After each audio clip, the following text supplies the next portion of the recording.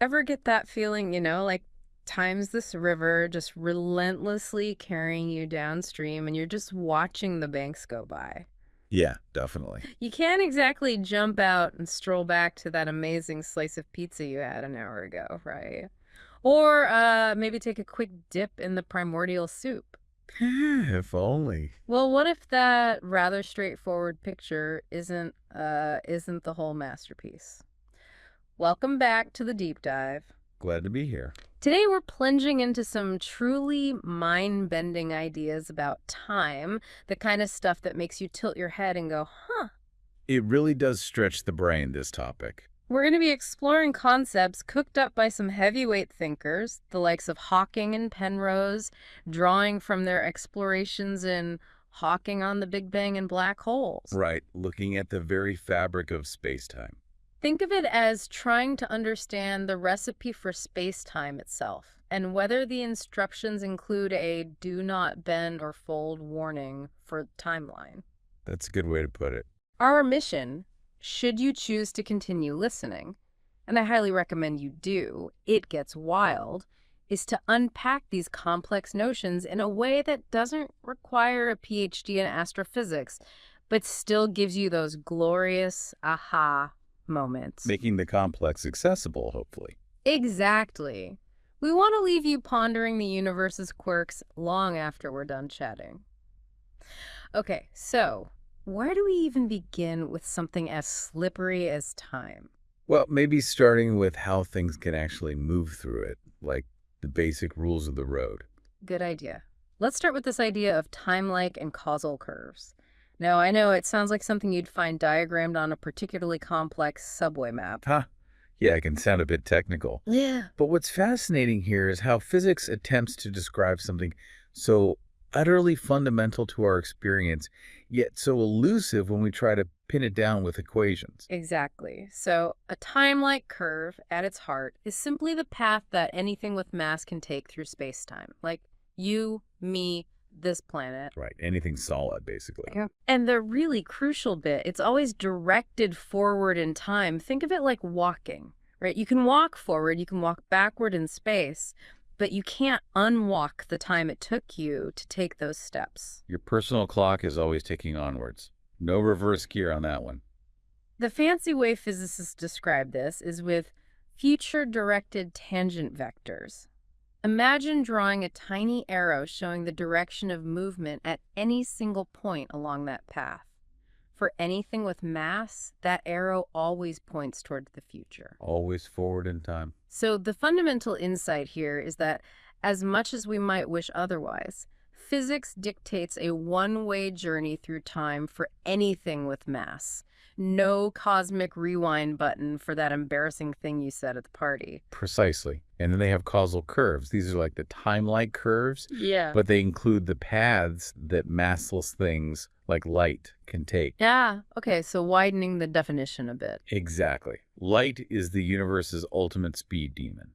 Where these causal curves are smooth, that direction arrow, the tangent vector, is either pointing into the future for massive objects or is what we call null for light. Null, meaning sideways in time. Or just not strictly forward.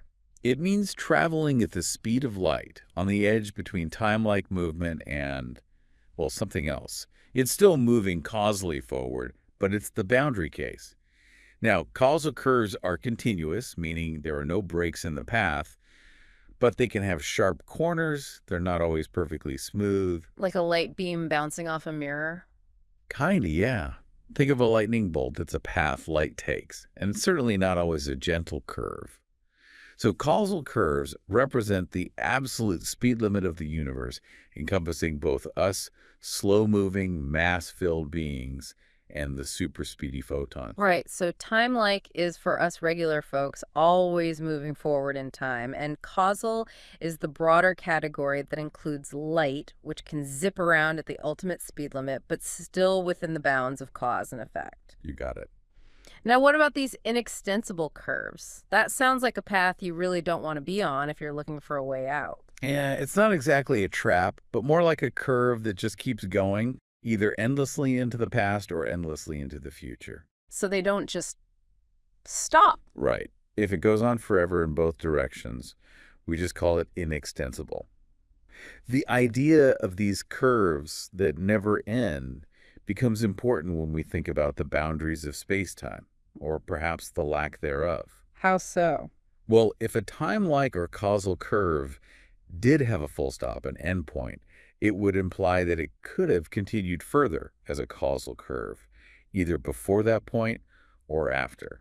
But if it's inextensible, it just keeps on trucking through space-time. It doesn't run into an edge. So it's like that highway in the middle of nowhere that seems to stretch to the horizon in both directions, and you just keep driving, wondering if you'll ever reach a rest stop that isn't just a tumbleweed rolling by. That's a pretty good analogy, yeah. Now, these never-ending paths lead us to some pretty intense ideas about singularities. The singularity theorem suggests that, under certain conditions, some spacetimes possess a singularity. That sounds rather ominous, like a cosmic glitch in the matrix. It signals a fundamental breakdown in the space-time itself. But what's crucial to understand is that these theorems don't necessarily point to those infinite curvature singularities you often hear about, where density becomes infinite and gravity goes haywire. Oh, so it's not always the infinitely squashed point. Not necessarily defined that way by the theorems themselves. It could be a boundary to space-time, Huh? a place where paths just end, a region where our current understanding of physics simply doesn't apply anymore. Okay. This is where the idea of causal geodesic completeness comes in. A space-time is causally geodesically complete if all these causal curves we've been talking about, these paths, can be extended indefinitely. So if they can't be extended indefinitely, Then the space-time isn't complete. If these paths suddenly end, that's a strong indication of a singularity. It's like falling off the edge of the space-time map. so hitting a singularity is the ultimate dead end for any journey through space-time, whether you're a lumbering planet or a speedy photon. It's the cosmic equivalent of running out of road in the middle of nowhere. Pretty much, yeah. It's where the classical description breaks down. This naturally makes you wonder about the ultimate destiny of matter in the universe, right? What happens when things stumble upon these edges? It does indeed. And that leads us into thinking about extreme objects, like black holes. Now, let's delve into the rather strange concepts of trapped surfaces and event horizons. Okay, trapped surfaces sounds claustrophobic. It is, in a way. A trapped surface is defined as a compact, space-like surface where both inward and outward directed null geodesics, those paths of light, converge. Wait, hold on. Both inward and outward directed light rays converge? How does that even work? That sounds as likely as trying to simultaneously pour water into and out of a bucket and somehow ending up with more water. It feels wrong. That counterintuitive nature is precisely what makes them so significant in regions of extreme gravity. Imagine a star collapsing in on itself. As it gets denser and denser, its gravitational pull becomes so immense that even light trying to escape is bent back inwards. A trapped surface is like a snapshot of a region where this gravitational squeeze on light is so powerful that even light rays fired outwards are forced to converge back towards the center. Wow. So gravity just overwhelms everything. In that region, yes. We expect these trapped surfaces to form in scenarios of massive gravitational collapse, like the birth of a black hole. So a trapped surface is like a point of no return for light in a localized area, a signal that something drastic is happening. So it's a region where gravity has basically won the tug of war with light in all directions. Now, how does this relate to the event horizon, which is the ultimate universe-sized no trespassing sign? The event horizon is the boundary in space-time, beyond which nothing, not even light, can ever escape to reach someone infinitely far away in the future. The formal definition is the causal past of future null infinity. Okay, that's a phrase that could win a prize for most technically accurate and least immediately understandable. Yeah, it's dense. So putting it in slightly less physicsy terms, it's the point beyond which the gravitational pull is so strong that even if you fired a super powerful rocket, you'd still end up being dragged inexorably inwards, never able to signal your friends back home. Exactly. It's the ultimate one-way ticket. The ultimate boundary. Precisely. There's also the idea of the apparent horizon, which is the boundary of trapped surfaces at a specific moment in time. It's more practically useful because you can, in theory, locate it by just knowing the conditions right now. Okay, so you could point and say, there it is right now. Kind of. Yeah. But the event horizon, however, requires knowledge of the entire future evolution of space-time. You need to know what happens everywhere, forever, to know exactly where it is. That sounds impossible to know in practice. It is, from within the universe. But mathematically, the event horizon had some elegant properties. For instance, its area always increases, whereas the apparent horizon can sometimes shrink temporarily if, say, more mass falls into the black hole in a lumpy way. So, the event horizon is the more fundamental, though harder to pinpoint, boundary, and it always gets bigger, like a cosmic Pac-Man gobbling up more and more space-time. That's a great way to think about it, yeah. And the source mentions that the null geodesic generators of the event horizon have no future endpoints. What's the significance of that? It reinforces the idea that the very paths that define the edge of the event horizon, these light rays skimming the surface, never manage to escape to the outside world in the future. They're forever trapped on the boundary, leading nowhere else. Right, they're on a light-speed treadmill that goes nowhere but around the black hole. Yeah. Okay, now let's zoom out a bit and talk about asymptotic flatness and infinity. This sounds like we're discussing the distant edges of space-time, even if those edges are more theoretical than a literal fence at the end of the universe. Exactly.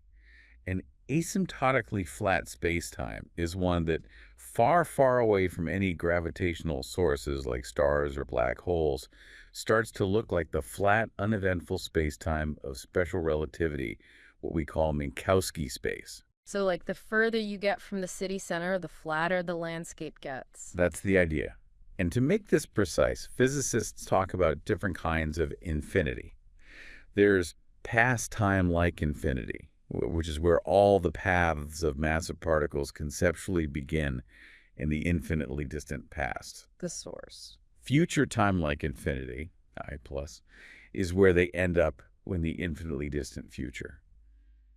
The destination. Space-like infinity is a bit more abstract, representing spatial directions infinitely far away. You're like pointing way out there. Kind of. And for light, we have past null infinity, I square minuses, for light rays starting infinitely far in the past, and future null infinity, I plus square plus, for those ending infinitely far in the future. So it's like having different arrival and departure lounges at the ultimate airport of space-time, depending on what kind of traveler you are, one for regular mass-carrying folks, and separate ones for the light-speed crowd. Huh, I like that. The scree lounges for light. Yes, these conceptual boundaries help us understand the overall structure of space-time, even when we're dealing with something as warped as a black hole. Okay, got it. Precisely. Now, let's get into the more detailed behavior of light with shear and convergence of null geodesics. This sounds like we're looking at how light gets squished and stretched in these extreme gravitational zones. It does, like taffy pulling, but with light beams. Something like that. Okay. Imagine a tiny patch of area being carried along by a bundle of light rays. Shear, which we represent with the Greek letter sigma, measures how much that initially circular patch gets distorted into an oval shape. Okay, stretched or squished sideways. Right. It's a measure of the tidal forces that gravity exerts on the light rays, pulling more in one direction than another. Convergence, represented by ρ, tells us how much neighboring light rays are focusing together. Like a magnifying glass. Exactly. If ρ is positive, the light rays are getting closer. If it's negative, they're spreading apart.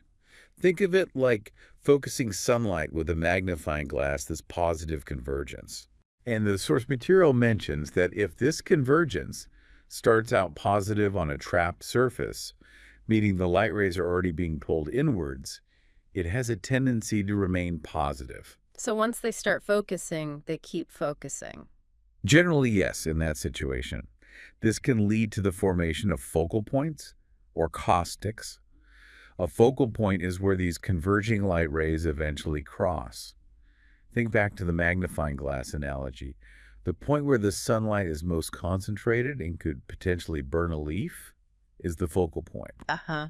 In the context of a trapped surface, the intense gravity causes the light rays to converge so strongly that they ultimately cross.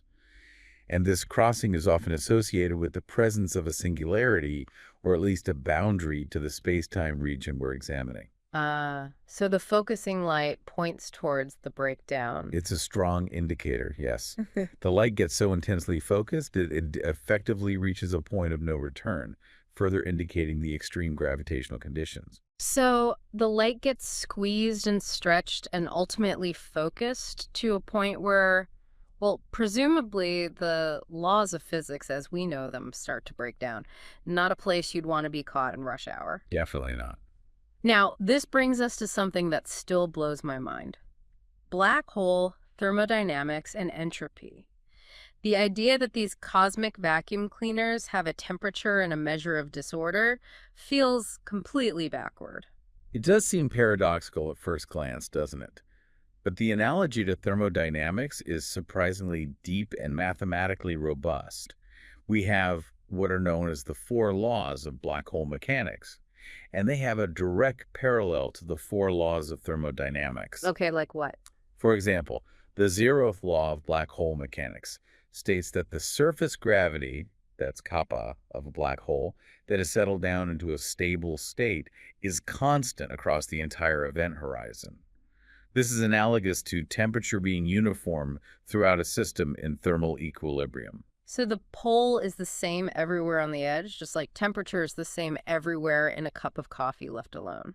Exactly. And the first law relates changes in a black hole's mass, its spin, and its electric charge to changes in the area of its event horizon and its surface gravity.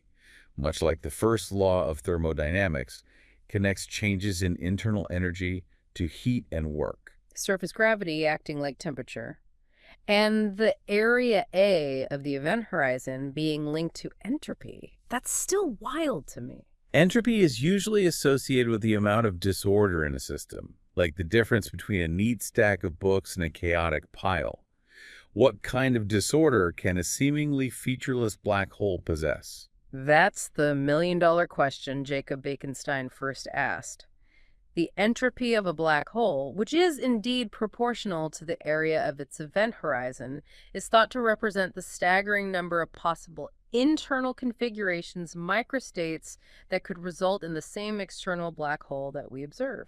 So all the different ways this stuff could have fallen in to make that specific black hole. Precisely. It's a measure of our ignorance of all the hidden information swallowed by the horizon that we can't see from the outside. And then we have the truly mind-bending concept of Hawking radiation. Right, where black holes aren't entirely black. Exactly. They can actually emit a faint thermal radiation due to quantum effects happening near the event horizon, behaving as if they have a temperature, which is related to that surface gravity, kappa. Which means?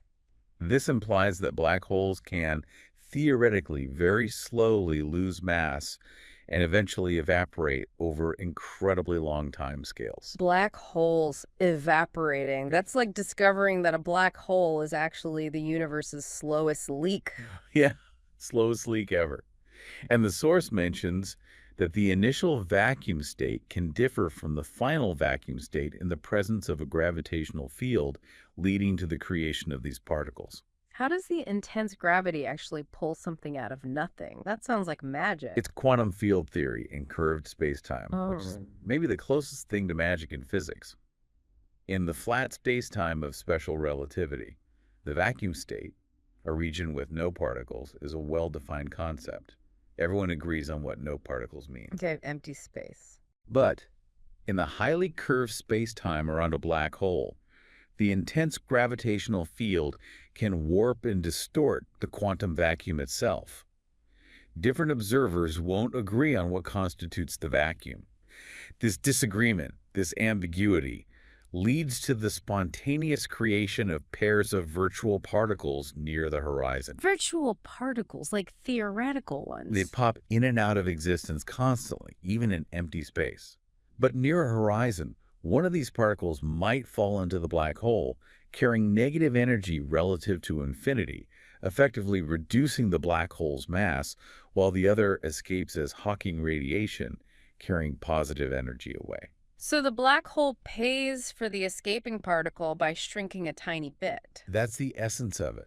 The inherent uncertainty in defining particle modes with very long wavelengths near the black hole's horizon is crucial to this process. It's as if the black hole's gravity is stirring up the quantum soup, and occasionally real particles pop out. So the black hole's gravity is literally borrowing energy from the quantum vacuum to create particles. That's more sci-fi than most sci-fi. It really is astounding stuff. Now, let's take this thermodynamic idea and apply it to the entire cosmos with cosmological event horizons. Right. So, in cosmological models that include a repulsive force, often represented by the cosmological constant, which seems to be a feature of our own accelerating universe. The dark energy thing. Exactly. In models like de Sitter space, which is a simplified model of such an accelerating universe, an observer will also find themselves surrounded by an event horizon.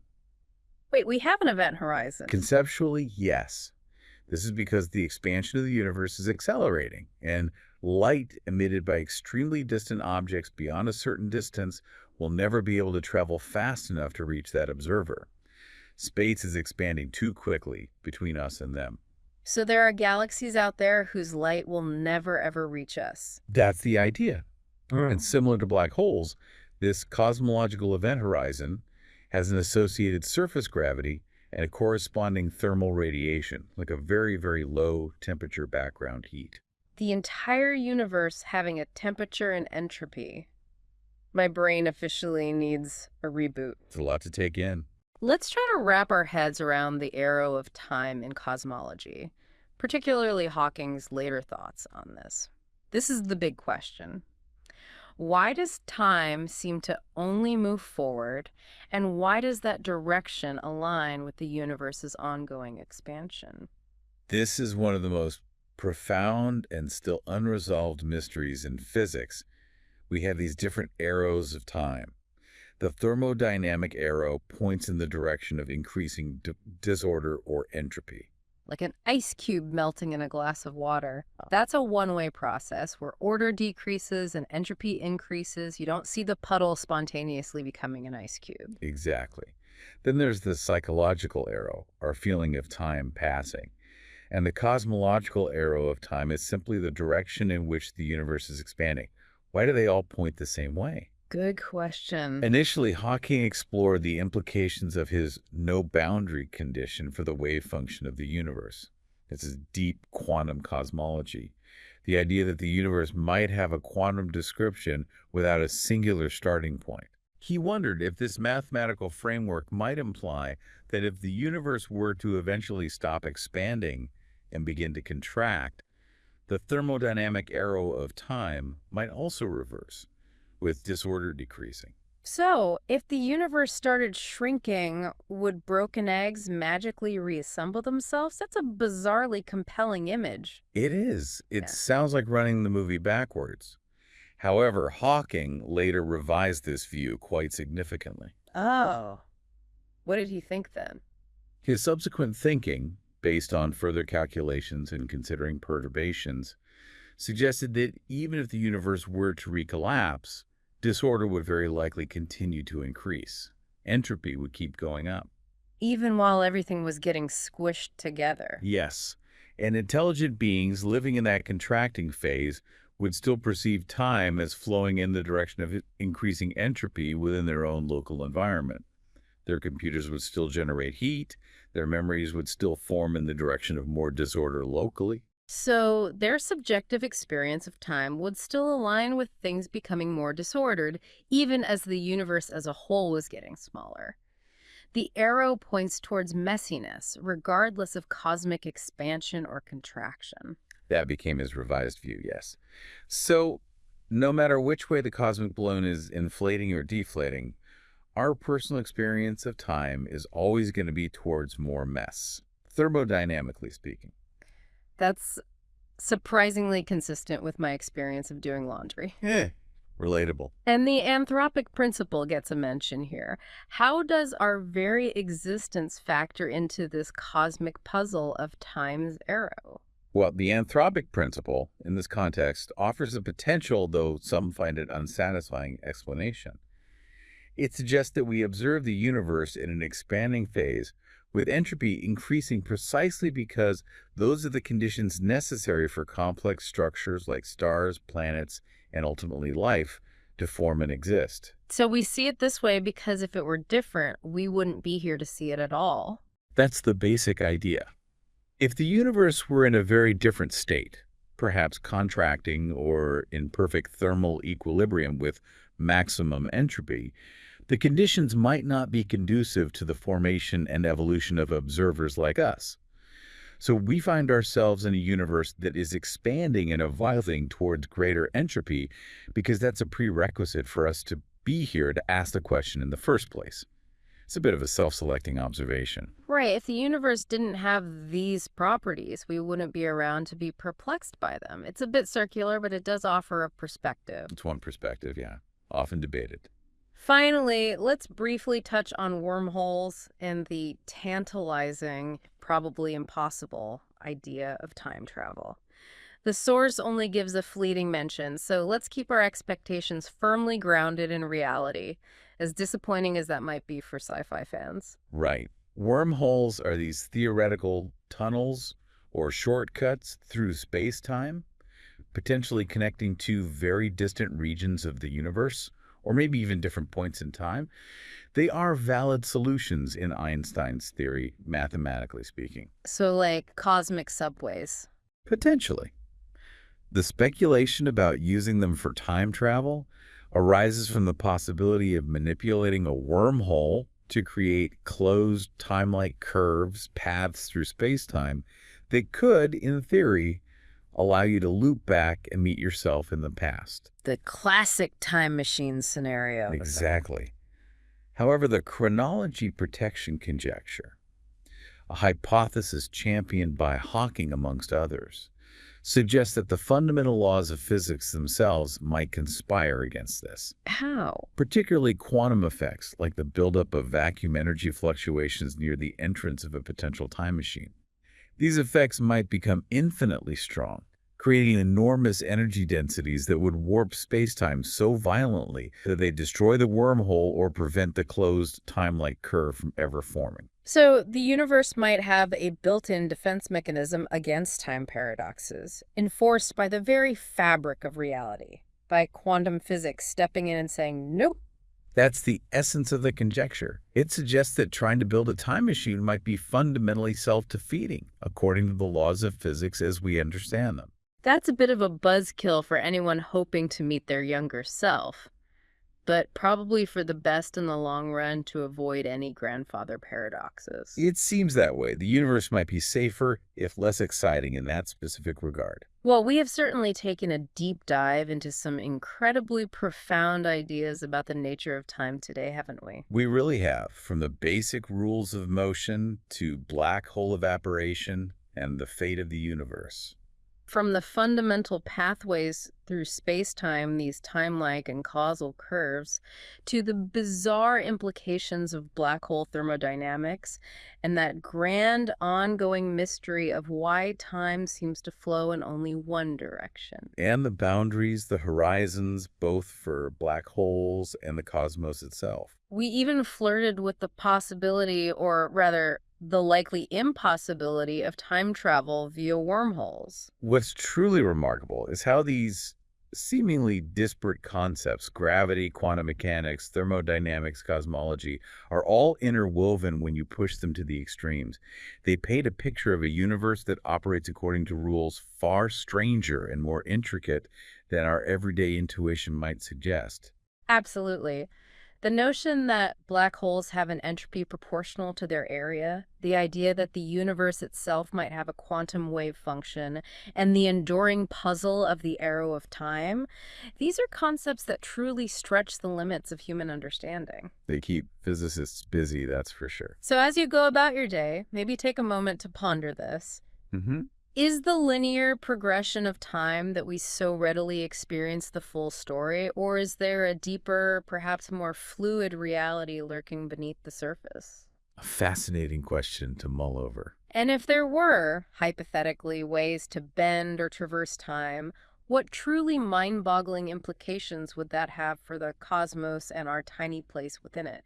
Some serious food for thought, indeed. Until our next deep dive, keep those big questions simmering.